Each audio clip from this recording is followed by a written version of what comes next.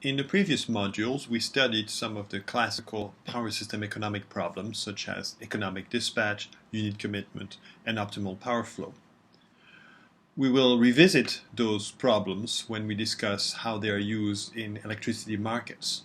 But before that, we should study the fundamentals of markets in general and start with some review of microeconomics.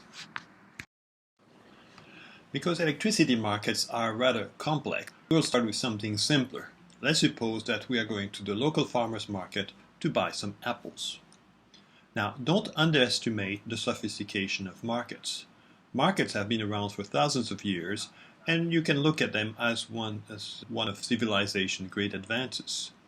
Markets represent an opportunity for buyers and sellers to compare prices, estimate the demand for the commodity they are selling, estimate the supply for the commodity that they're interested in buying, and also to achieve an equilibrium between this supply and this demand. So let's suppose that we walk to the local farmer's market with the intention of buying some apples. Well, we'll start by looking at the price of apples. And if the price is high, I may decide just to buy one apple for my break. If the price is a bit lower, because I like apples, I might decide to also buy some apples for my lunch. If the price is very nice, I might decide to buy apples for every meal for the whole family.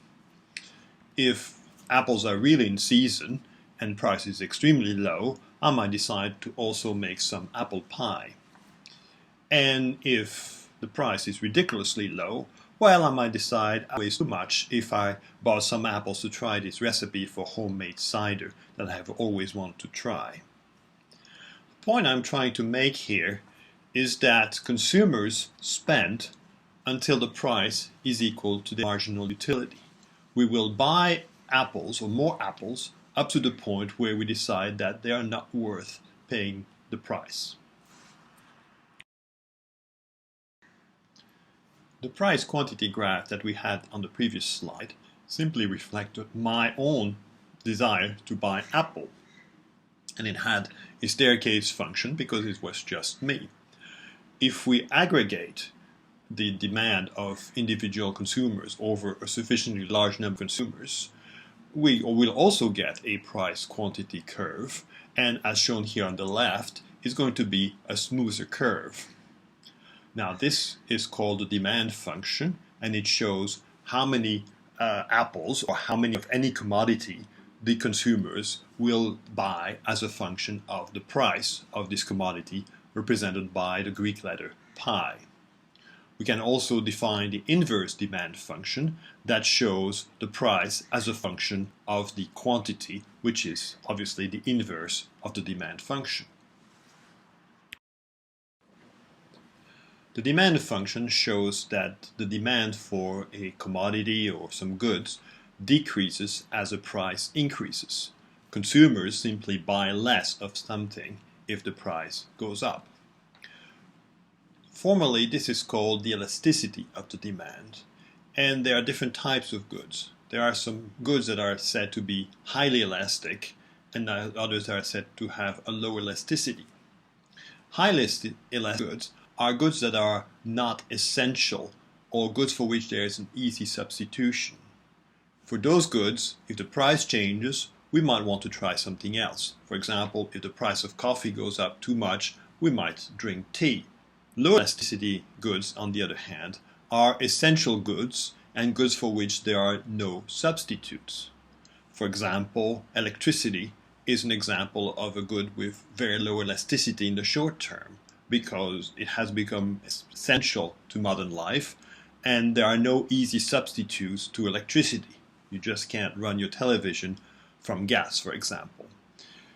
Electrical energy has a very low elasticity in the short term.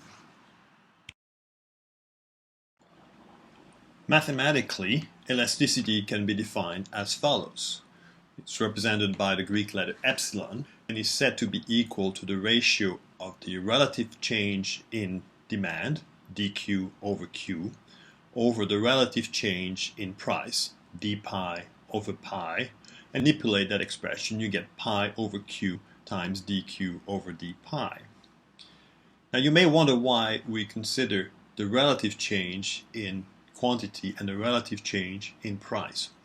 Well, the objective is to have a dimensionless quantity, so we can compare the elasticity of different types of goods that may be measured using different units. For example, number of apples versus megawatt hours of electricity, or in different currencies, dollars versus euros, for example. By choosing the relative change in quantity divided by relative change in price, we take care of making this quantity dimensionless.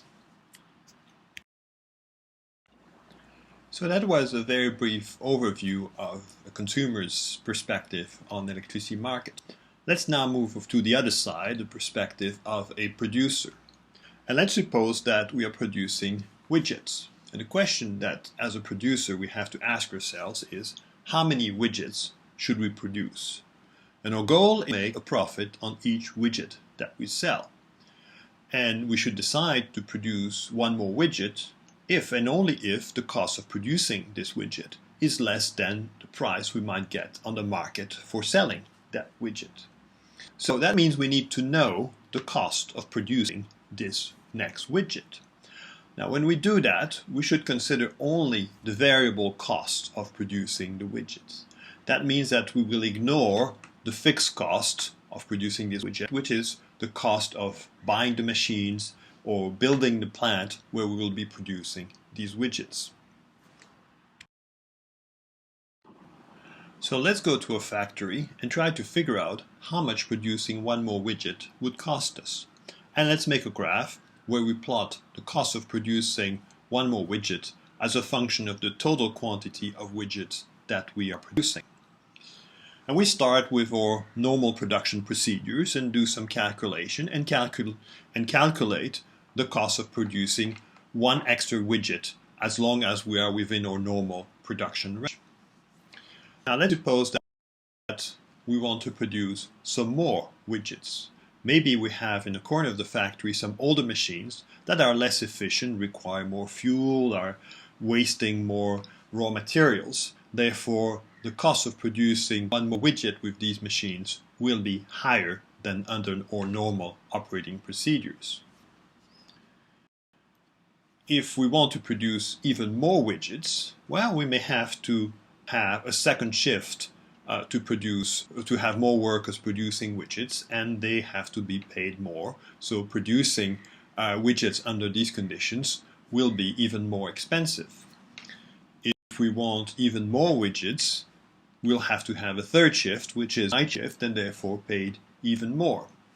And finally, if we really want to push things to the limit, we may run our machines harder, but to do that, we'll have to spend more on maintenance, and that means extra cost. Now let's assume that all the people who produce widgets do the same kind of calculation, and that we aggregate all curves. We will get what's called the supply curve, which will give us the price or marginal cost of producing one more widget as a function of the total quantity of widgets that is produced by all these producers together. So it's an aggregation of the marginal cost curves of all the suppliers, and I want to reiterate, it considers only the variable operating costs, so we are not taking into account the cost of the investments. So the supply function gives us the price of these widgets as a function of the quantity, and the inverse supply function gives us the quantity provided as a function of the price. The idea being that widget suppliers will not be willing to sell one more widget unless the price is greater or equal than the cost of producing that extra widget.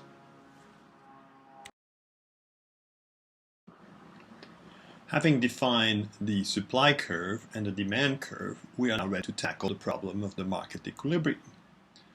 The supply curve represents the willingness to sell. It shows how many widgets the producers of widgets are willing to sell as a function of the price on the market. Remember, They are not going to be willing to sell a widget if the price of this widget is less than the cost of producing this widget. We add the demand curve, which represents the willingness to buy.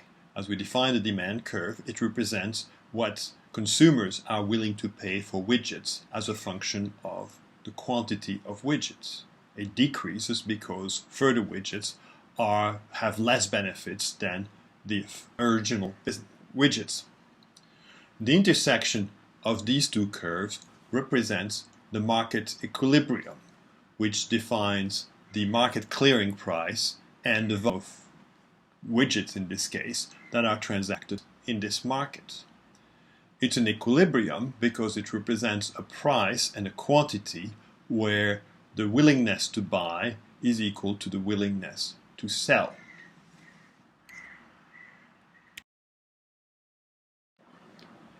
This market equilibrium is a stable equilibrium between supply and demand. To convince ourselves of that, let's suppose that for some reason the price is above the equilibrium point. That means that the supply of widgets will be higher than the demand for widgets.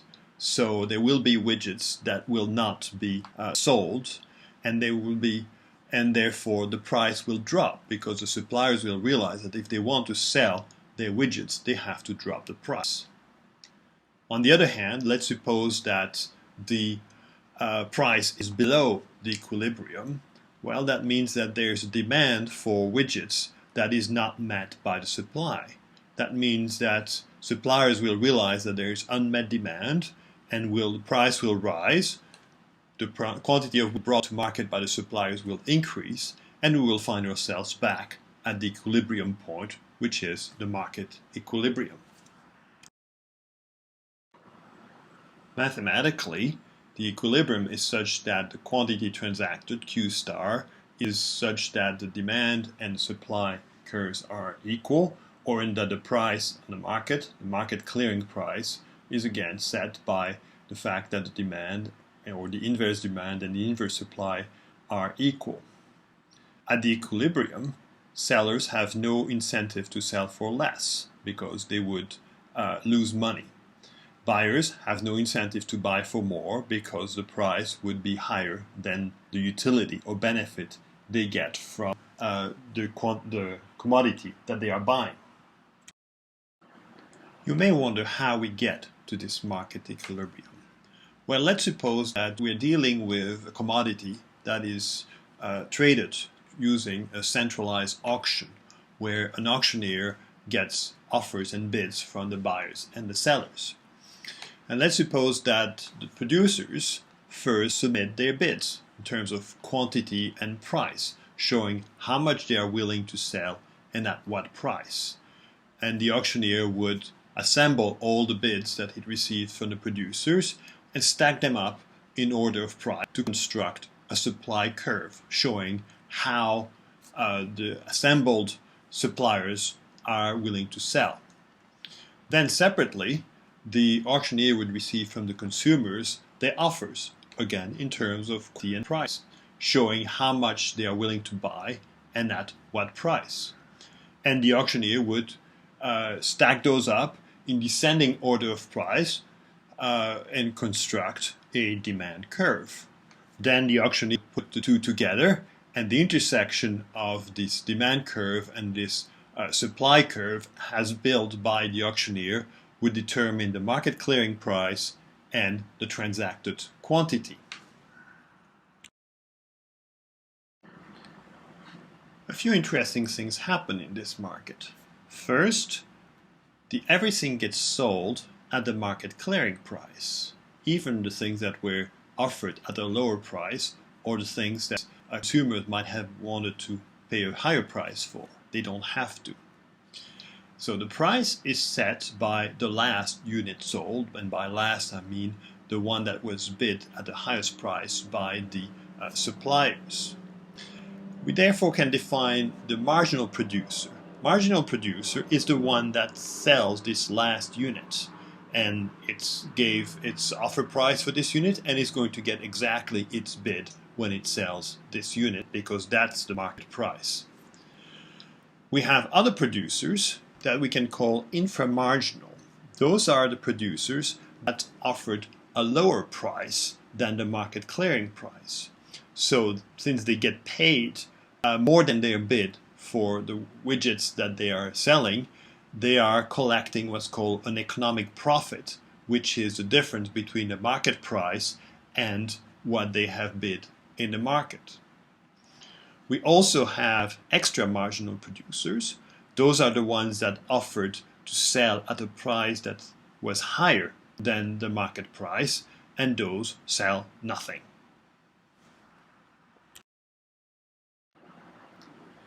The centralized auction that I just described made very clear the process of getting to the market price.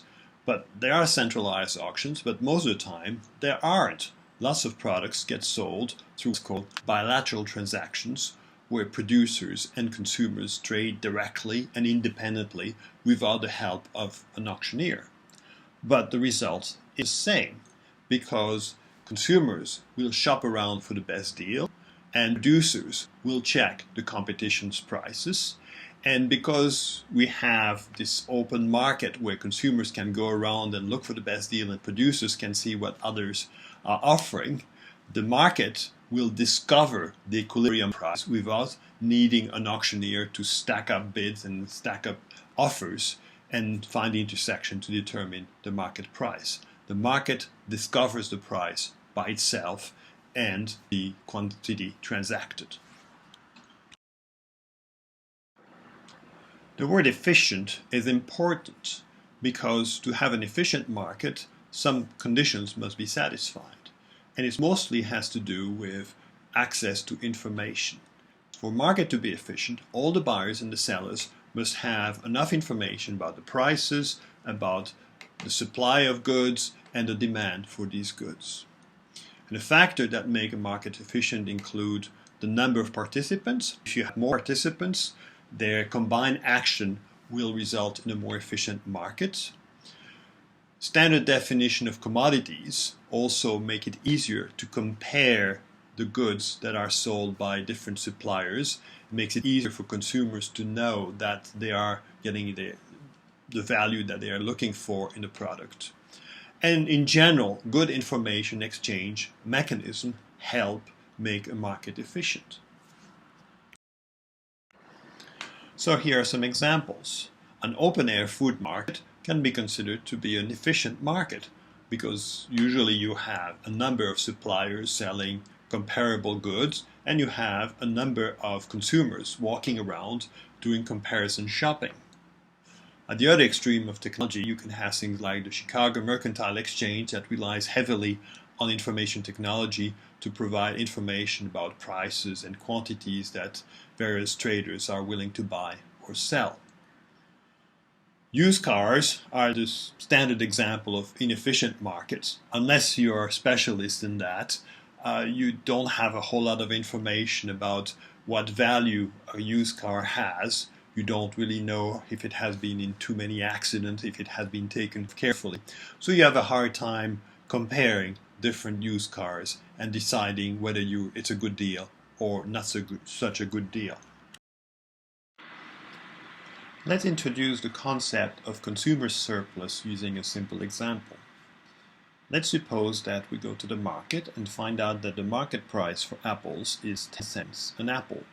At that price, we decide to buy 5 apples for a total cost of 50 cents. But on the graph on the right, I've shown that for my first apple, I would have been willing to pay 15 cents. So at 10 cents an apple, I'm getting apples for which I would have been ready to pay more.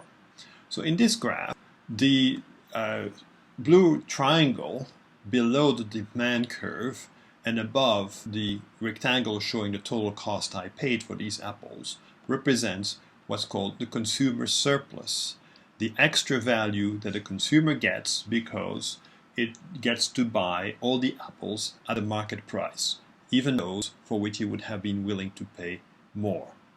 In this case, the area of this triangle shows us that a surplus is equal to 12.5 cents. There's a similar concept on the supplier side. Let's suppose that the market price for widgets was pi, and the market equilibrium determines how many widgets get sold. On this diagram, the rectangle in red shows the total revenue that the producers or suppliers get, which is given by the market price times the quantity sold. Now let's examine what's under this revenue. If you remember, the supply curve indicates the marginal cost of production. So the under the supply curve, up to the point corresponding to the market equilibrium, is the integral of the supply curve and is therefore the total variable cost of producing these widgets. Now this total cost, this area in green, is less than the area in red on the left-hand diagram, and the difference between the two represents the economic profit of the suppliers. It's money that is not just spent on producing those widgets, but represents a profit. Now, a couple comments here. The cost includes only the variable cost of production. We have said it does not include the cost of building the plant or buying the machines, which are considered fixed costs. Therefore, the economic profit is not simply money to go and take a vacation with, but is also a profit that needs to be used to pay for the fixed cost and also to pay the shareholders' returns, essentially pay them back for the money that they have invested in building the production facilities.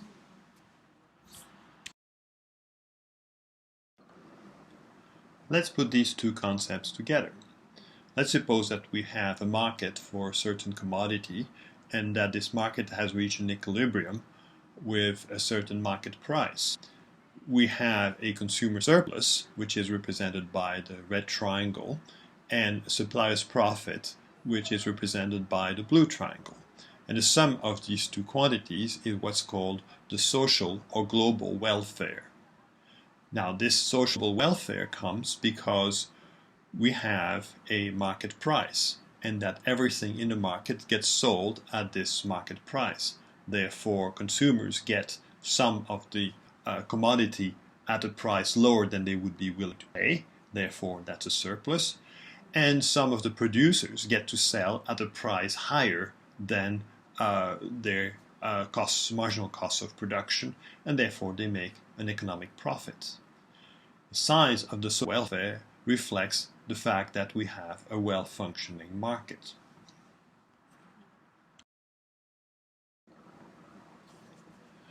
In fact, we can show that letting the market reach its own equilibrium is the way to maximize this global or social welfare.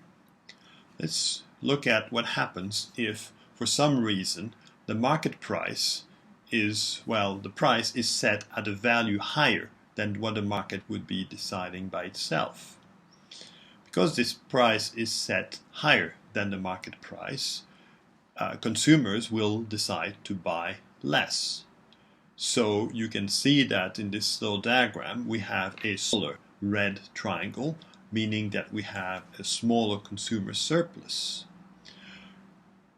Some of the producers, those who can sell the cheapest, will make a larger supply profit. So those producers will be happy, but we'll have unhappy suppliers, those who don't get to sell, and we'll have unhappy consumers because they don't get to buy. Overall, we have a welfare loss, which is represented by this green triangle. Therefore, creating an artificially higher price benefits some suppliers, harms some consumers, changes the way the global welfare is divided between consumers and suppliers, and reduces the overall welfare.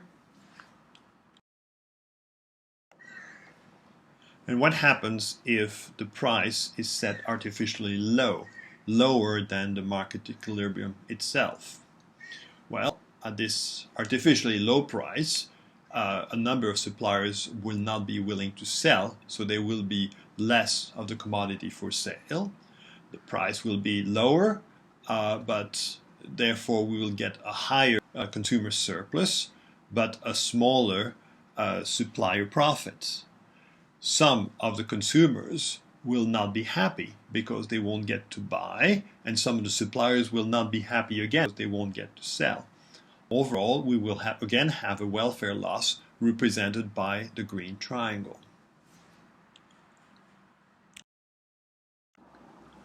Let's conclude this section with a little discussion about the price. We'd like to think that the price is how much comes out of our pocket when we buy something. But in fact, the price is a whole lot of different things in the market, even though it has the same value. It represents these different things. Its first is the marginal revenue of the supplier. In other words, what the supplier gets for every unit that it sells. It's also the marginal cost of the supplier, meaning it's the cost of producing the last unit that gets sold in the market. The next one, the marginal cost to the consumer, is probably the concept of price that we are most familiar with. It's how much we pay for getting this unit of the good. But it also represents the marginal utility to us of this getting this consumer good. Now, the market price varies with the offer and the demand. If the demand is going to increase, the price is going to increase beyond the utility for some of the consumers. That will lead to a demand decrease, and the market will settle at a new equilibrium. On the other hand, if the demand decreases, the price will decrease. Some producers will decide that it's not worth their time to be in this market. They will leave the market, and the market will settle at a new equilibrium between supply and demand. The advantage of relying on the market, at least in theory, is that this adjustment of demand and to supply is such that there should never be a shortage in the market. The price will always adjust itself to make sure that the demand is equal to the supply. And these prices that vary as a function of the supply are not always popular. Sometimes we would prefer to have what's called a tariff, which would be a fixed price for this commodity, rather than a price that goes up and down depending on the supply and the demand. Think about prices for airline tickets or prices for strawberries. Both depend on the supply and the demand. And could we replace these by a tariff where the price would be fixed? Well, to keep things even, let's assume that the tariff is equal to the average of the market price over a certain period. And this period would include periods of high demands and periods of low demands. Well, during periods of high demands, the tariff, because it's average price, would be less than the marginal utility and the marginal cost.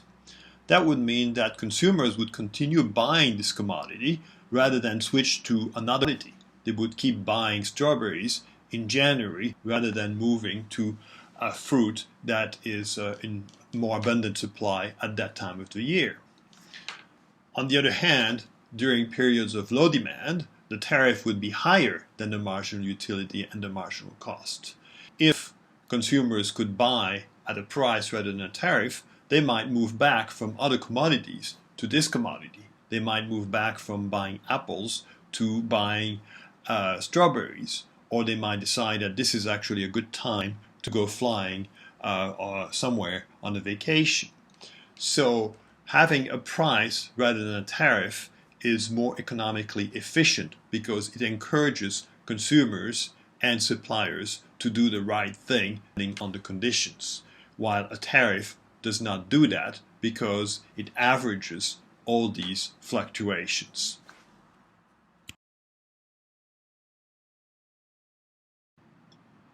We are now going to review some concepts from the theory of the firm that will help us put the production of electricity in a broader economic context. The first of these concepts is production function. Let's suppose that we are producing apples. The amount of apples that we are able to produce depends on what's called factors of production. Now, I'm not a specialist in producing apples, so this is a very simplified version. But let's suppose that there are only two factors that determine how many apples we can produce. One might be the number of trees we have, the other might be the amount of fertilizer we use to encourage the apples to grow. Well, if x1 is the number of trees and x2 is the amount of fertilizer, the amount of apples that we produce is a function of x1 and x2. Y is our output, the number of apples. X1 and x2 are the factors of production. If we plot the output as a function of one of the factor of productions while keeping one constant, we get a curve that looks like those shown at the bottom of the slide. Now these curves show some kind of saturation because of what's called the law of diminishing marginal products.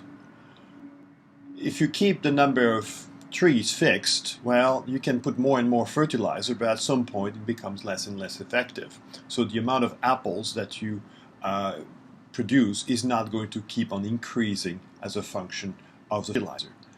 Same way, if you keep the amount of fertilizer fixed and you have more trees, you're also going to have a saturation in the amount of apples that you produce.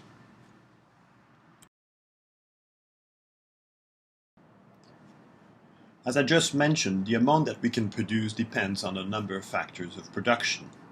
But some of these factors of production can be adjusted faster than others. For example, if we're using apples, we can easily increase the amount of fertilizer, but the trees will take a long time to grow. And considering that, we can define what is meant by long run and short run. In the long run, we assume that we have control over all the factors of production. We can change all of them and determine the amount of production considering all of these factors. In the short run, we assume that some of these factors cannot change. So in our example, in the long run, we can plant more trees. In the short run, we can only change the amount of fertilizer. So this is the way economists make the difference between short run and long run. There is not general rules, short run is 6 months, long run is longer. No, it's just a question of being able to change all the factors of productions or not. So let's take our production function and assume that some of the factors of productions are fixed. So y equals f of x1 and x2 bar, where x2 bar is fixed. Having fixed x2 bar, we can take the inverse of this production function, and that will give us x1 as a function of y. x1 equals g of y for x2 equals x2 bar, and this is the input-output function. It tells us how much of a particular factor of production I need to put in to obtain a certain amount of output. And we have already come across an input-output function when we were talking about the amount of fuel required to produce a certain amount of power with a given plant. So in this case, x1 would be the amount of fuel, x2 would be the fact that we have a given power plant. We can now define what's called a short-run cost function. If we know the unit cost factors of production for the factor of production x1 and x2, w1 and w2, we define the short-run cost function CSR, which is a function of the output, as being w1 times x1 plus w2 times x2 bar, because we assume that the x2 is fixed. And place x1 using the input-output function, and we have that the short-run cost is w1 times g of y plus w2 times x2 bar, and we get a curve looking like what is shown at the bottom of the slide. This short-run cost function is convex because of the law of marginal returns, because of the fact that at some point adding more of a factor of production does not keep on increasing the output as fast. if we take the derivative of this short-run cost function, we get the short-run marginal cost function, which is a non-decreasing function because the cost function, the short-run cost function, is a convex function. As a producer, we have to decide how much we want to produce. And typically, we want to produce the amount that will maximize our profit.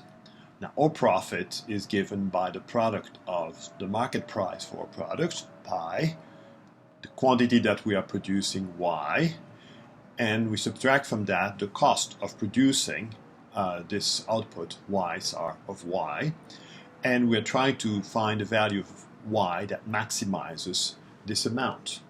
Now, finding the maximum means taking the derivative of this quantity with respect to y. So d of dy of pi times y minus CSR of y should be equal to 0. If the price pi is independent of y, this derivative tells us that it will be 0 if pi is equal to the derivative of the short-run marginal cost as a function of y. The important thing to note is that this is true only if the price pi does not depend on y, which is what happens when we have a perfectly competitive market where a single producer is not able to affect the price. Now, what does this equation mean? Well, it means that we should increase production, y, up to the point where the marginal cost of production is equal to the market price. Because at that point, producing one more unit costs exactly what we would get on the market when we sell that unit. If we produce more, the derivative of the cost function, the marginal cost, will be higher than the price on the market, and we would be losing money. If we produce less, we would be leaving money on the table because we would have the ability to sell more on the market and make a profit.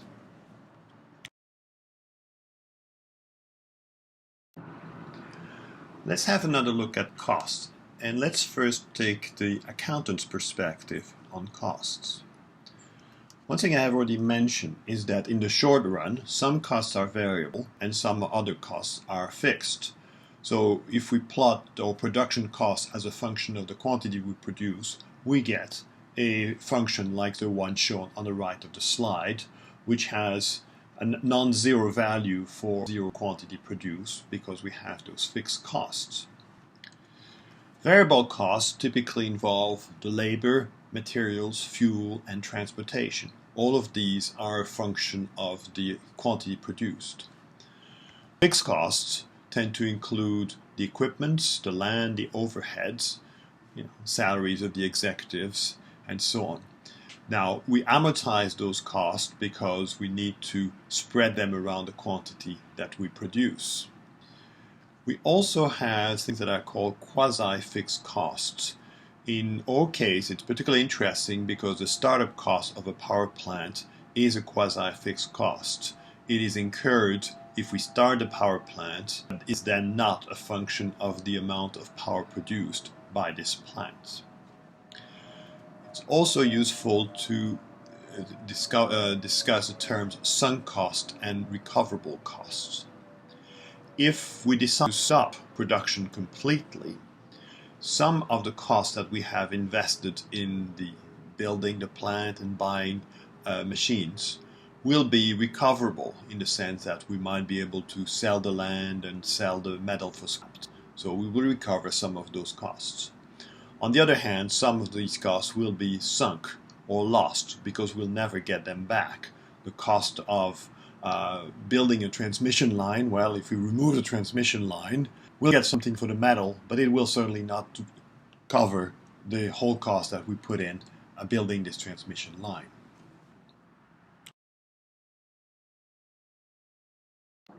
So our total cost, C of y, is the sum of our variable costs, CV of y, and the fixed cost, CF of y. We can define the average cost of production dividing the total cost C of y by the quantity produced y, which is the sum of CV of y divided by y and CF of y divided by y. So that's the average variable cost of which is a function of y, and average fixed cost, which is also a function of y because we are dividing CF by y. Now, can we visualize what that looks like? Well, let's take our standard production cost function as a function of the quantity. The average cost is given by the slope of the line starting at the origin and crossing the production cost at the quantity y that we are considering. Now note that there is a value of y where this curve, this straight line, is exactly tangent to production cost. Now at that point, the slope of this line is minimum. So this suggests that the average cost of production in dollars per unit as a function of the quantity is a function that looks like what is on the bottom right of the slide. And this function goes through a minimum. And that minimum occurs because the fixed cost, the average fixed cost decrease as the production increases, but the average variable cost increases as production increases because of the law of diminishing returns.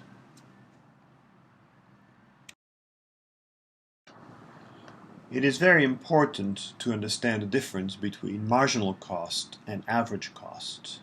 Remember, the marginal cost is the derivative of the whole cost, and because we take a derivative, it does not take into account the fixed cost at all.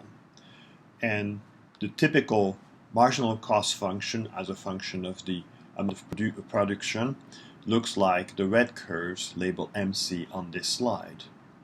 On the other hand, the average cost function takes into account the fixed cost and exhibits a minimum as we just discussed.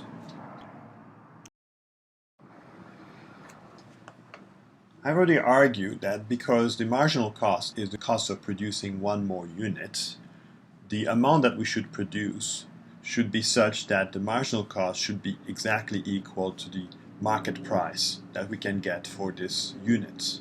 If the marginal cost is greater than this price, it costs us more to produce this unit than we would get in the market. If it's less than the market price, we could make more money by selling one more unit in the market. So to answer the question, how much should we produce? Well, if we plot on the right the quantity and the marginal cost, the answer is Q4, because at Q4 the price is equal to the marginal cost. But we should also compare that to the average cost.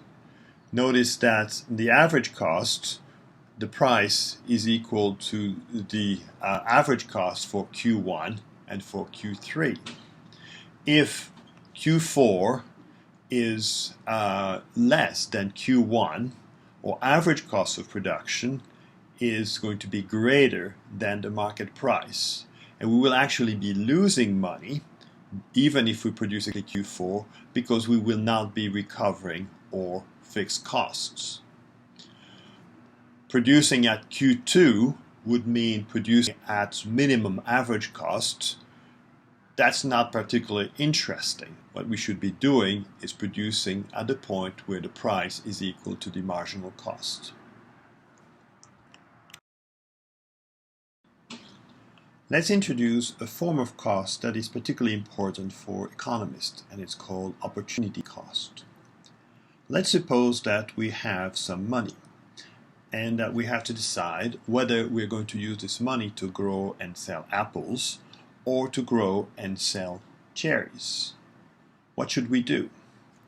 Well, if it turns out that growing cherries gives us a larger profit than the profit we would get from growing apples, decide to grow apples after all, that would incur what's called an opportunity cost, which would be the difference between the profit that we would make from growing cherries and the profit that we make from growing apples. Let's look at it in a different way. Let's suppose that we have a choice between either growing apples and selling those apples, or take this money and put it in the bank where we are guaranteed a certain rate of interest. What should we do? Well, the profit from growing apples should be larger than the interest that we get from the bank if we decide to grow apples, because putting in the bank money in the bank has a lower risk than growing apples. So in general, the profit from a business must be compared against the normal profit, which is what interest we would get if we put the money in the bank at a low risk.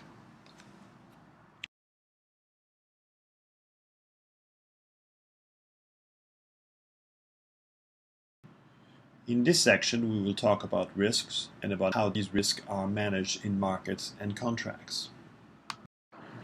Let's start with risk. And let's begin with the observation, which is rather trivial, that the future is uncertain. And this uncertainty is translated into risk. And since we are talking about economics, we are talking mostly about the risk of loss of income. Now, risk is defined as the product of the probability of an event and the consequences of this event. Now, if you are running any kind of business, that means that you have to accept some risks. If you do not accept any risk, you will never run any business. However, the willingness to accept risk is going to vary. There's going to be a big difference between the risk that a venture capitalist is willing to accept versus the risks that a retiree will accept. If a venture capitalist has a lot of money, well, that may mean one less winter vacation. If a retiree loses a lot of money, well, that's pretty bad. There are also different abilities to control risks. For example, professional traders know how to manage risk, while novice investors may not really know how to do that. Risk comes from different directions and comes in different types. First type of risk would be technical risk. Let's suppose that we have a promise to deliver something and we can't deliver it because of technical problems such as outage of a power plant or congestion in a transmission system. Well, there's a risk that we will lose income because of that. There are also external risks. For example, if we are not able to produce or deliver something because of cataclysmic events such as very bad weather, earthquake, war. And on a more common basis, we have price risk. Now that may mean having to buy at a price much higher than we expected because the market price has gone up unexpectedly, or having to sell at a price much lower than we expected to be able to sell. Now, I've said that being in business means accepting some risks, but that also means that every business should try to manage its risks. And it's because excessive risk is not good because it hampers economic activity. Not every business can survive short-term losses, or business can only survive a certain size of short-term losses. And society benefits if more people can take part in economic activity. Therefore, business should not be limited to large companies with deep pockets that can withstand very large losses. So, mechanisms to help manage risks are very important. So, there are several strategies that can be used to manage risk. You can reduce the risk, share the risk, or relocate the risk. Let's start with reducing the risks. One thing we could try to do is reduce the frequency or the consequences of technical problems. And those who can reduce this type of risk should have an incentive to do it. So, for example, owners of power plants should suffer the consequences if their power plants fail, because they are the ones who can make sure that enough is done to reduce the risk of outage. In terms of natural catastrophes that lead to big losses, well, we could try to reduce their consequences. And this would be the responsibility of the owners and the operators of the transmission system. They should design their system to be able to withstand rare events. And they should also have enough crews to repair the power system after a hurricane. Now, in terms of price risks, well, we may want to avoid unnecessary large price swings, because as I said, those create price risks for all participants and not everybody can handle that. So we should develop market rules that do not create artificial spikes in the price of electrical energy, for example. However, we cannot completely remove this risk because, in a sense, you need some risk to make a business profitable. So reducing risk should be done only to a reasonable extent. The next strategy consists in sharing risk. And there, the best known example is insurance. The principle of insurance is that all the members of a large group pay a small amount every month to compensate the few that suffer a big loss. The idea is that the consequences of a catastrophic event, such as a house fire, a car accident, are shared by a large group rather than a few. Another example is the security margin that we use in power system operation. The idea of this security margin is that it will limit the consequences of a fault or failure. Now, implementing this security margin costs money and therefore increases the daily cost of electrical energy, but it spreads the risk or reduces the risk of a single large devastating blackout. The third strategy is relocating risks. And the idea is that this is possible if one party in a commercial transaction is more willing or more able to accept risk than another. The idea being that a loss is not as catastrophic for this party than for the other, because it can either offset this loss against gains in other activities or has deeper pockets than the other party. Now, this applies mostly to price risk, doesn't do very much for technical or cataclysmic risk. So what we need to do now is to look at how we can make this work using markets. The basic type of market is what's called a spot market. It's called spot because it's an immediate market where the transaction takes place on the spot. The buyer and the seller agree on the price, they agree on the quantity, they agree on the location, typically the location where the market takes place. And once they have this agreement, delivery of the commodity is unconditional upon payment and is typically immediate. There are many examples of spot markets. Or farmers market or basic food market is an example of spot market. When you go shopping for clothes, you are actually going to a spot market. And there are more formal forms of spot markets, for example, the Rotterdam spot market for oil and various kinds of commodities markets for corn, wheat, cocoa, coffee. Spot markets have advantages and disadvantages. The advantages are that it's simple, flexible, and immediate.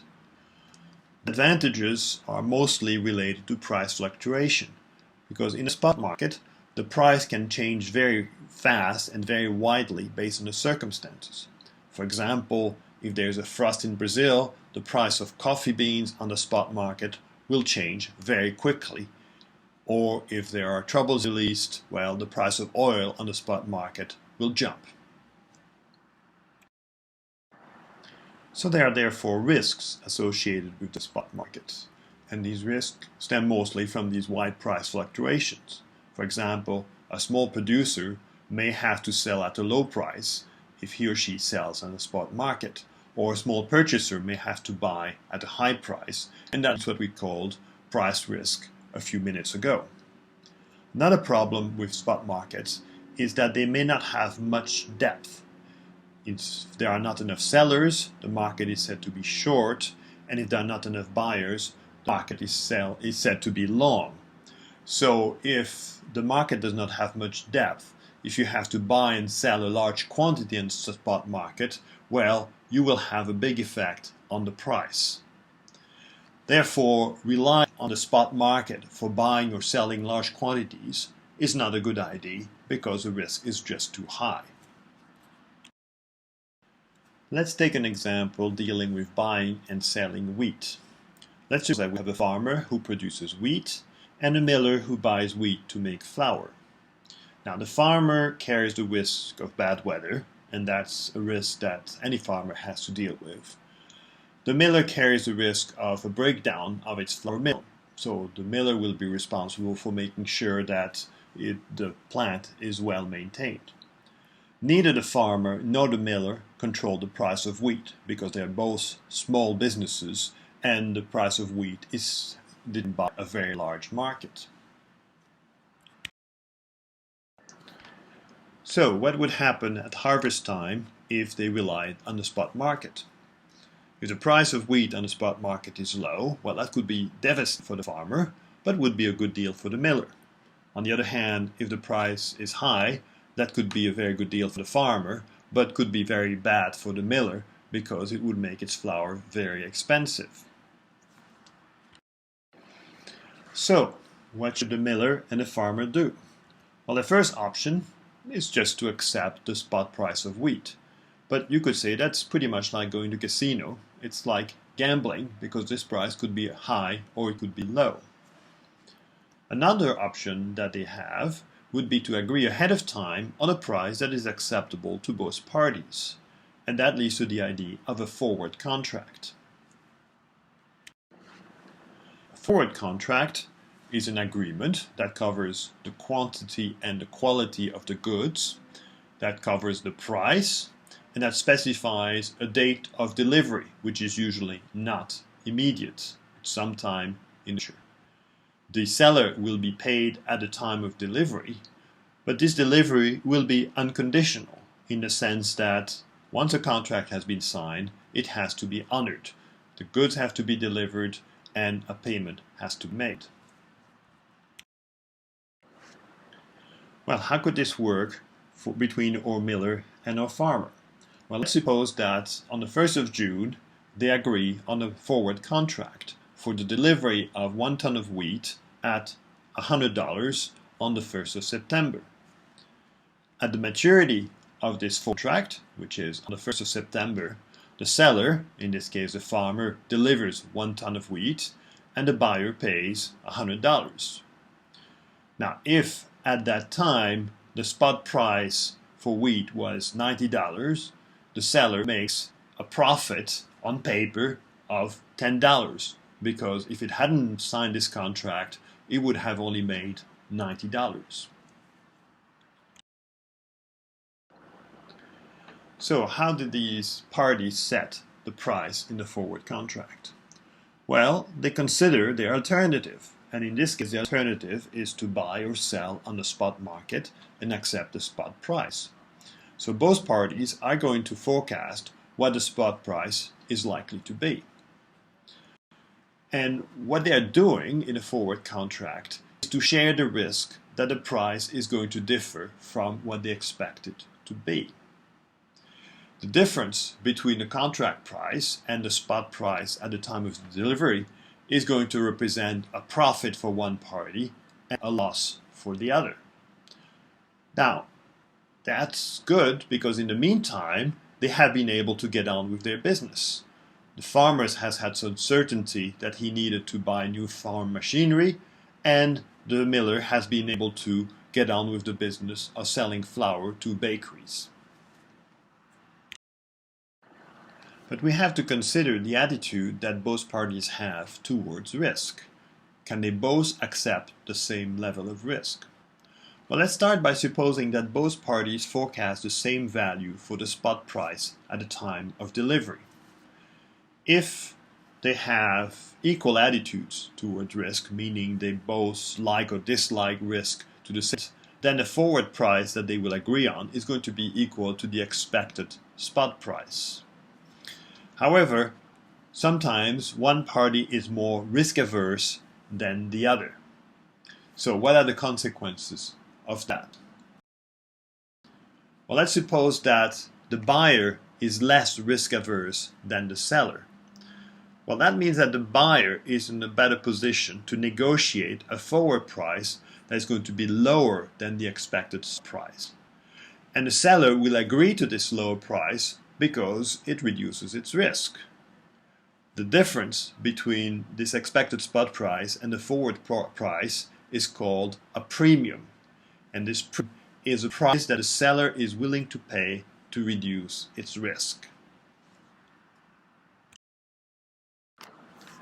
On the other hand, if the buyer is more risk averse than the seller will be able to negotiate a forward price that is higher than the expected spot price. If the buyer will agree to this price because it reduces its risk. Therefore, the buyer is willing to pay a premium to reduce the risk. So let's get back to our example. Let's suppose that the farmer estimates the spot price at the time of delivery will be $100 per bushel. Let's suppose that the miller also forecasts that the spot price will be $100 per bushel. And let's suppose that they have similar risk aversion. Well, in this case, things are pretty simple. They can agree on a forward price of $100 per bushel. Now let's suppose that the farmer estimates that the spot price will be only $90 and the miller forecasts the spot price will be $110. Now they can agree on a forward somewhere in the range between 90 and 110. And the exact price that they will reach will depend on their negotiation ability and their relative risk aversion. Now, if the farmer estimates that the spot price will be $110 and the miller forecasts the spot price will be $90, well, agreeing on a forward price is likely to be difficult unless they have widely different risk aversions. Now, we have considered only one miller and one farmer, but in fact there are lots of millers and lots of farmers. Therefore, we can organize a market for forward contracts. And this market will determine the price of these forward contracts. And this price will represent the aggregated expectations of the spot price plus or minus a risk premium reflecting the relative risk aversions of the buyers and the sellers.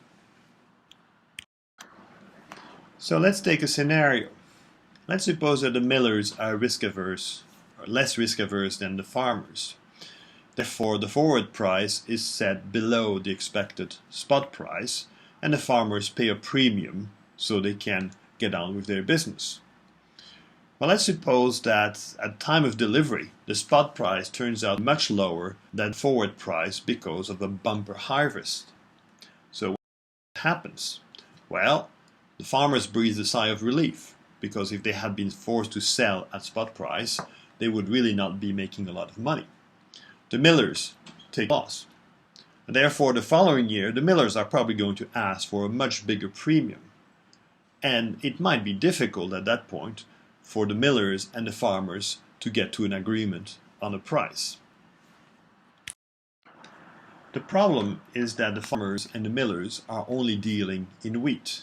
Therefore, their risk is what's called undiversified. And what they do when they are signing those forward contracts is essentially trying to offset good years against bad years.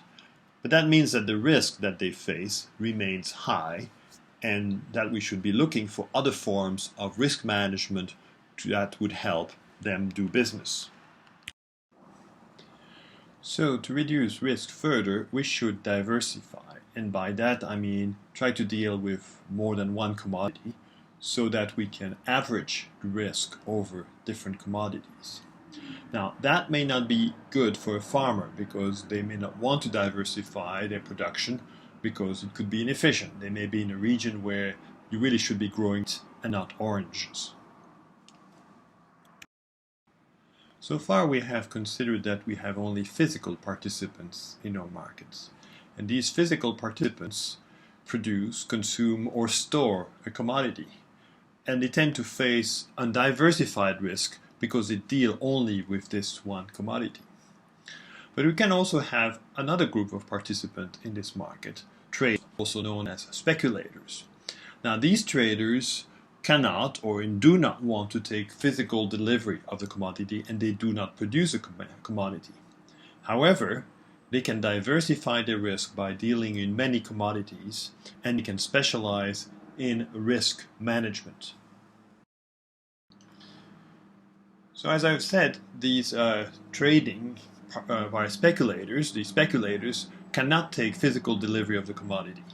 And by date of delivery, they must have balanced their position, meaning that the quantity that they have bought must be equal to the quantity that they have sold. And if it doesn't match, well, they have to buy or sell spot market on the date of delivery to make sure that there's not a big lorry that comes in with a few tons of wheat delivered to their offices. So these traders may be involved in many transactions. Now, forward contracts, as we have defined them before, are limited to parties who can take physical delivery. When we start talking about non-physical traders, speculators, we want a standard form of contract because that will reduce the cost of trading, and that's what's called a future contract. A future contract is going to allow other participants to take part in the market and share the risks. So let's take an example to see how futures contract might work. We have 4 participants in this small market. We have a farmer, we have a miller, and we have 2 traders. And they are going to trade in contracts for wheat for delivery on the 1st of September. So at some point during the growing season, the farmer realizes that there's a pretty good price for wheat on the futures market and decides to sell 2 tons of wheat at $110 per ton, and we've delivered on the 1st of September. A bit later, this farmer sees that the price has dropped to $90 per ton and realizes that, or suddenly gets scared that the price might drop lower, so she sells these 2 tons to another trader at $90 per ton. A little while later, this trader realizes the price has gone up and sees an opportunity to sell 1 ton at $95 to another trader. That would mean making a profit on this $5 on this ton. A little bit later, the miller buys 1 ton at $150 per ton, thinking that the price might go even higher.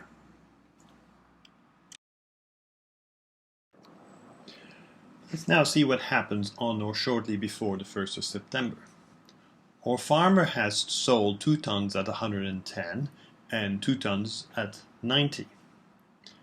Our miller has bought 1 ton at 115. Our first trader has bought 2 tons at 90 and sold 1 ton at 95. And we have currently a spot price of 100. This trader cannot receive or take delivery of a ton of wheat, so it has to sell 1 ton to the miller at the spot price of $100. Our second trader has bought tons at 110, has bought 1 ton at 95, has already sold 1 ton at 115, so it has 2 tons that it doesn't want to take delivery of, so it sells them at $100 to the miller. And to get everything settled, the farmer delivers 4 tons to the miller.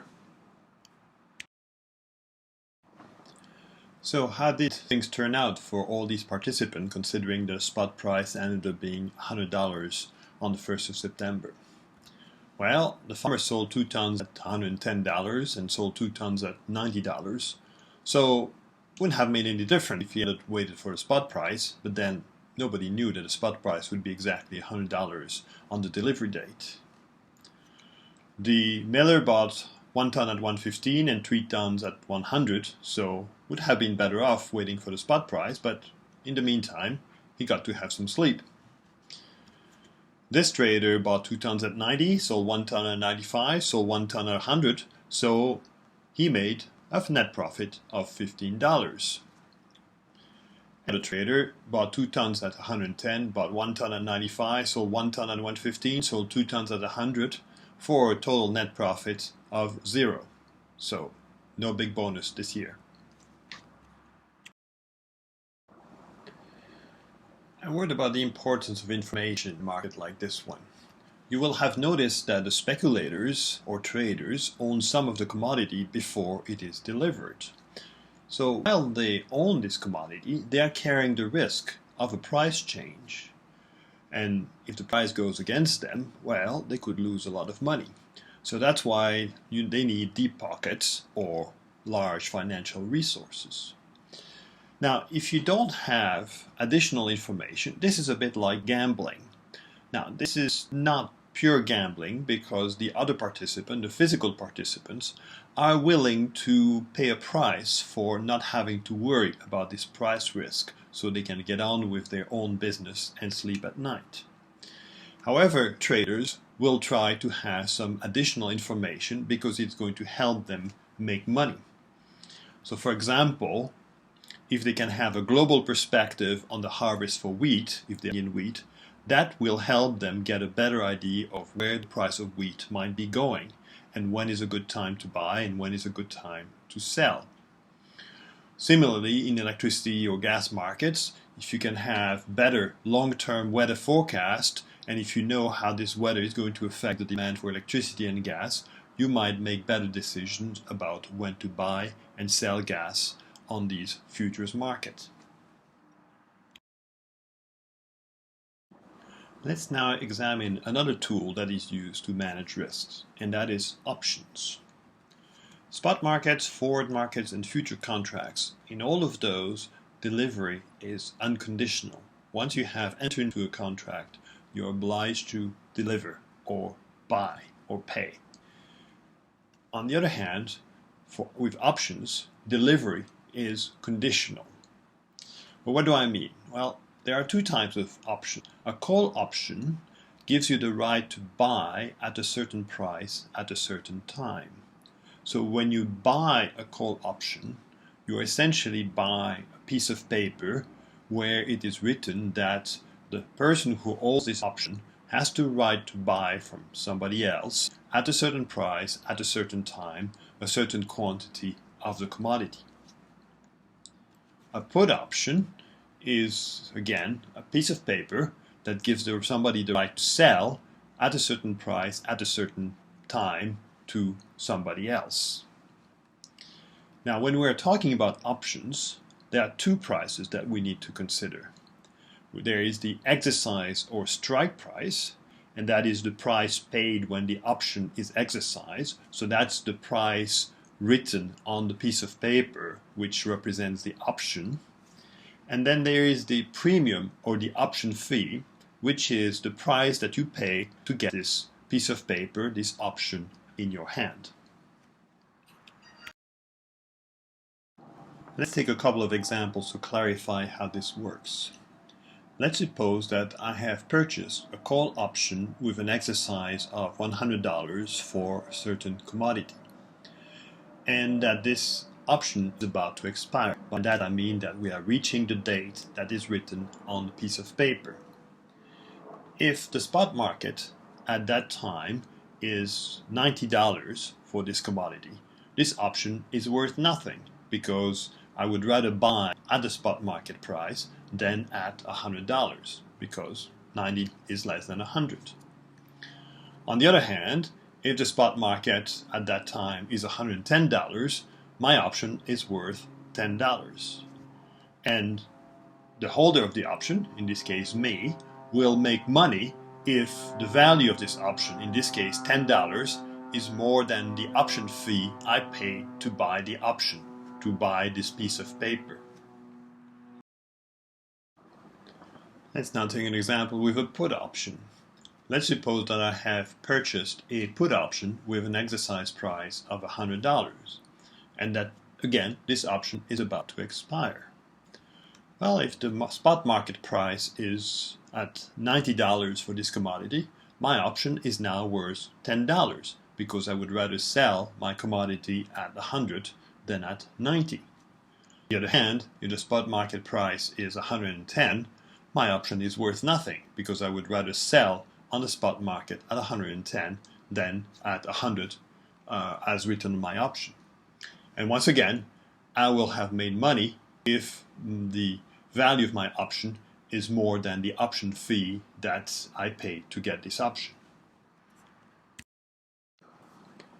Finally, let's consider financial contracts, which are contracts without any physical delivery. And these kind of contracts are quite useful in many electricity markets, where the buyers and the sellers are obliged to work through a physical spot market. They are obliged to sell the generation into this market, and the consumers are obliged to buy from this physical market. However, usually these participants are allowed to enter into financial contracts that are outside of the physical market. A simple type of financial contract is what's called a one-way contract for difference. And let's explain that with an example. Let's suppose that we have a buyer and a seller that have to interact through this physical market. But the buyer is concerned about the price in the physical market being too high. So the buyer buys a call option from a seller for 50 units, $100 per unit. And then later on, the spot price in the physical market is $110 per unit. Therefore, the buyer has to pay $5,500 for these 50 units in the physical market, and the seller will get $5,500 for these 50 units that it puts in the physical market. At that point, the buyer calls the option to buy 50 units at $100, and the seller therefore transfers $500 to the buyer to settle this contract. So in a sense, the buyer has effectively bought 50 units at $100 per unit because it paid $5,500 in the physical market and got $500 back from the seller because it had bought this call option. Now note that if the spot price went below $100, the seller was not protected with this one-way contract for difference. To get around that last problem, there is what's called a two-way contract for difference. And a two-way contract for difference is a combination of a call and a put option for the same price. And that means that it will always be used because one of the two parties will find to its advantage to call this option. So let's take an example. Let's suppose that we have a contract for difference, a two-way contract for difference for 50 units at $100, just like in our previous example. If again the price is $110 on the spot market, the buyer pays $5,500 on the spot market, the seller gets $5,500 on the spot market, the seller pays the buyer $500 to settle a contract for difference, which means that the buyer has effectively paid $5,000 and the seller has effectively received $5,000. So this is exactly as what happened in the previous case with the one-way contract for difference. But let's suppose that we have the same contract for difference for 50 units at $100, but that in this case the spot price is $90. Therefore, the buyer pays $4,500 on the physical spot market. The seller gets $4,500 from this market. The buyer at that point pays the seller $500 to settle the contract for difference. And again, the buyer effectively has paid $5,000, $4,500 on the spot market, $500 to settle the contract for difference. And the seller gets $5,000, $4,500 from the spot market, and $500 directly from the buyer. So in a sense, with a two-way contract for difference, the buyer and the seller are still trading through the physical market, but they have essentially insulated themselves from whatever happens to the price on this physical market.